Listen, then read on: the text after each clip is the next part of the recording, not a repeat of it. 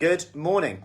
Hope you are all good. It is Monday, new week. We've just started our accountability challenge for this week where we declare our 3 habits very simply for today.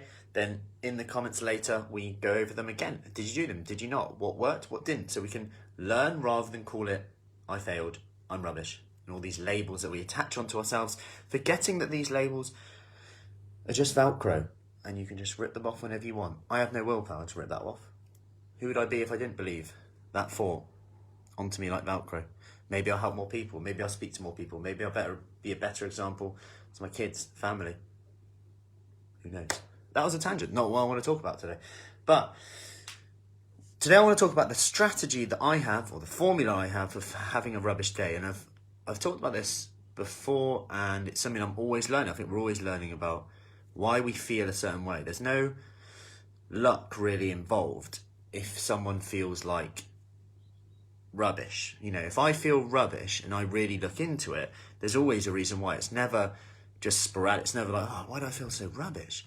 When I actually look into it, and you know, people say things like, I feel like rubbish, I feel like, etc. And we use analogy. We don't really know what feeling rubbish feels like, right? Like to be a dustbin, we don't really know what that feels like. So we don't really know what we're actually talking about in that state, which pretty much sums up where I'm coming from here. And I get when you're in that state and feeling quite low, it's difficult to get out of. The last thing that you want to do sometimes is the thing that you probably would recommend your friend to do. So I'll repeat that again. The last thing you would want to do is probably do the thing that you would recommend your friend to do who is in the exact same position as you.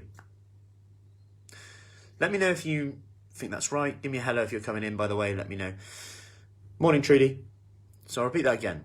When you're feeling low, when you're not in a great state, your energy is low, the last thing we would want to do is the thing we'd probably recommend our friend to do if they were in the exact same position as us. So here's a few things that you can do to take that low energy state down, essentially, and come up and create energy. Because remember, energy isn't just given, it's created. We have to do something. People don't just wake up with energy unless they've done something that I'll go over.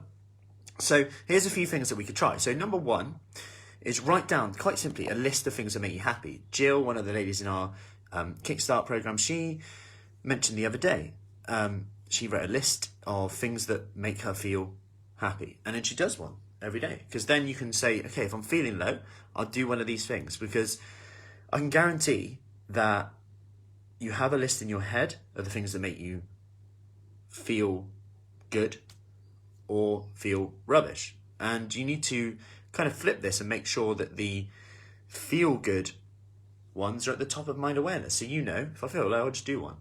And if I don't want to feel good today, if I don't want to feel happy, let's face it, it's called a happy list. If I don't want to feel happy, don't do one.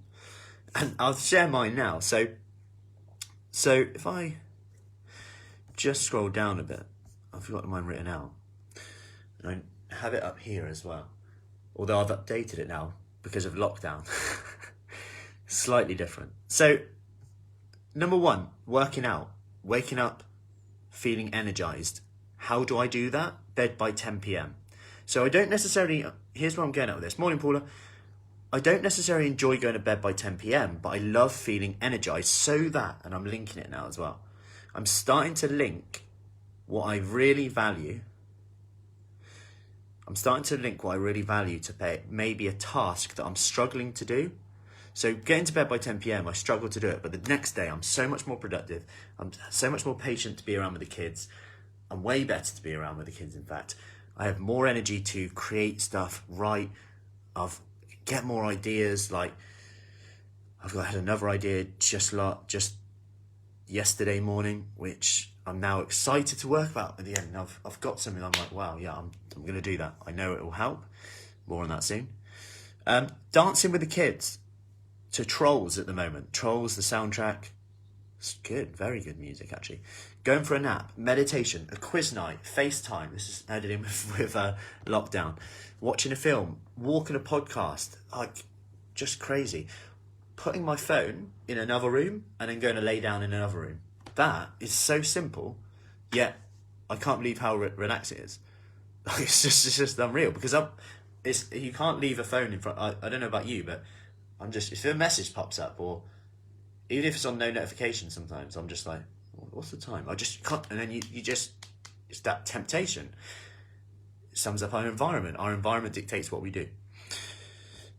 Writing a blog, love doing this. Doing videos like this, like, I enjoy doing it. I get a lot from it. It actually reinforces what I do, and I enjoy getting messages saying, I loved your video this morning. Date night, reading, I could go on. These really are simple things, as you can tell. There's nothing on there that I can do all of these in lockdown. And if I can do all of them in lockdown, when can't I do them? Obviously, in like normal times, I'd be like going out for a meal, go to a coffee shop, like change my environment. It's so good. And that brings me on to my next one, in that, to change your environment. Obviously, it's a bit, and this is I actually think this is a big thing about right now, in how it's so hard to change our energy state, is because we're often stuck in one place. Like, you can get up, just go to the kitchen, then to the office, and you're done for the day. It's hard to change your environment. Like, normal life, sometimes if I'm really struggling to work, really struggling to concentrate, I can just walk to a coffee shop, sit in there, and I can get 2 hours work done with one coffee. And I'm like super productive. I get like 4 hours compared to what I would do at home. And as in, it would take me 4 hours to do the same work. So it is harder now. So things like ringing a friend, going for a walk, trying a workout, even if you think it's not going to be good, just trying it, try something new. Like some of the ladies have said, we have a weekly cooking session every Friday, 5:30, where one of us hosts a cooking and we all make it together. And one of these said, I would have never done that before. Never, but I actually had a good time. We cooked something different. We got new ideas. It was a laugh because, everyone's at different stages going, what's this again? What's the garlic? How much garlic? Da-da-da-da. And before you know it, you've made something new. You have new cooking skills now. And it's a good laugh as well. And it can change your state. It can be quite uplifting. It can be quite social, actually. It almost feels like you're in a room of people. And because you're doing something hands-on, you can't just, in like a quiz, some people don't engage in a talk, some people don't engage in cooking. You kind of can't afford to miss how much garlic's in the recipe. So, and the same thing with our coffee mornings as well, and some of our workouts that are a bit different. Dance fit, beat fit, all these things. Task number 3 is, what you can do is take your focus somewhere else. What you focus on is what you focus on. And where your focus goes, your energy will go. And when you have a thought about something, this kind of comes back to what I was actually talking about at the start. I don't have time. I can't do it. It's not the right time because I can't do it all at the moment. So there's no point doing anything. We say that, right? And I've done that, procrastinated with things this week. I've gone, I ain't going to be able to finish it, so there's no point starting it. That idea I've just mentioned about what I got yesterday morning, it's going to take quite a while, but it's going to be really good, but it's going to take quite a while. So I'm worried if I start it, will it be right? There's all these questions stopping me wanting to do it. So my point here is I guarantee you've changed your mind before. I guarantee you've changed your mind before. You've changed your opinion on something before. And that is essentially changing your thoughts. And like I said at the start, we can label ourselves with, I'm not fit enough, I don't have time, but forgetting that it's just a Velcro. Imagine if it was Velcro, you take off that label. What would you do? Who would you become? What would you say? What could you achieve if you just didn't have that Velcro label on? And my point is, you don't have to believe these thoughts. Thoughts are just there to try and protect you, but they might not be. They might be protecting you from fear that we actually need to face, that we're mistaking for excitement. And although it feels like it's safer to believe that label because it's protecting us, the reality is there's so much more opportunity behind that. And it's like anything you've probably done before, exams, job interviews, presentations, it's always so hard. We're always so much nervousness going into it, but then once it's done, it's never as bad as you thought it was, and you then take that courage and confidence to do it again, almost more so if you fail. So I remember applying for loads of PhDs, like absolutely low, like probably about over 70 PhDs. And it was like just the constant, no. But it almost, so the first few I was quite nervous, like talking to people, like going into an interview and like talking. And then after a while I was thinking, I just keep failing now. And then it made me go, why am I even getting nervous about this now? And it made me even think, wow, like that means I'm not good enough, or that means I've not got the skills for it, but actually I have, I'm just not showing them.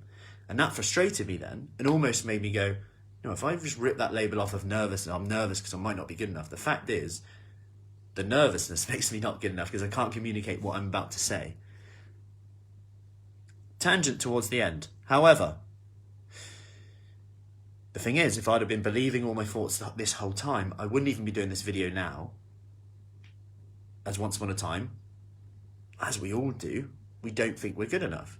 And that comes back down to confidence. And confidence is very event specific. So you can be confident doing videos on, you can be confident speaking to a team of 20 people, but then you might not be confident just pulling out a camera and doing a talk.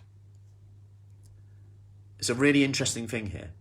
And only by doing do you become more confident. And that comes back down to potentially your energy, which is linked to doing stuff that makes you feel good, because when you feel good, you have more energy.